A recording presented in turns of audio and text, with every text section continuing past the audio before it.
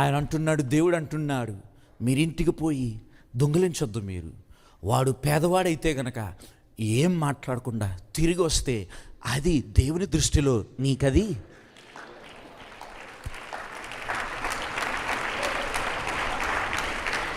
ఆత్మీకంగా ఆశీర్వదించబడటం అంటే ఇదండి.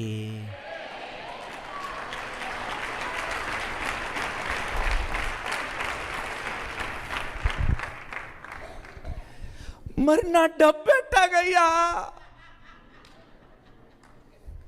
డబ్బు ఎట్టాగంటే ప్రతిరోజు పరలోక ప్రార్థన చేస్తావు కదా, దాంట్లోనే ఆన్సర్ ఉంది. ఆమె నా తీసి చదువు. మత్తయి సువార్త 6వ అధ్యాయం 12వ వచనం. మత్తయి సువార్త 6వ అధ్యాయం 12వ వచనం. మా రుణస్థులను మేము క్షమించి ఉన్న ప్రకారం మా రుణములను క్షమించు. అయ్యా యేసయ్యా. హలో హలో హలో, విన్నారా? ఇక్కడ ఏం చదివారు? మన రుణస్తుల్ని ఏం చేయాలట? నువ్వు అటు సబ్బాకు, సరేలే వెళ్ళిపోతున్నా,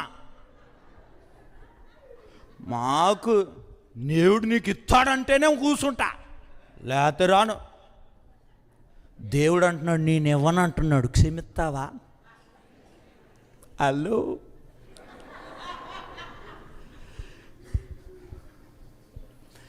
ఏమండి? బైబిల్ ప్రకారం కొట్టుకునే, రక్తం చిందించి, అన్యులు చూసి మనల్ని అపహరించేలాగా వెళ్ళకుండా దేవుని నామం నిమిత్తం మనం ఏం చేయాలట? క్షమించటం అంటే ఏంటి? ఏంటమ్మా నేను చెప్పను, నాకు కష్టము.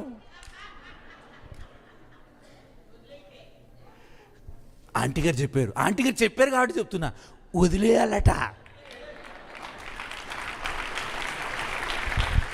హలో,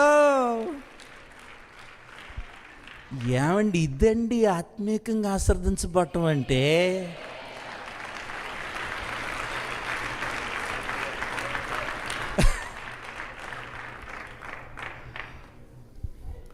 ఏమండి?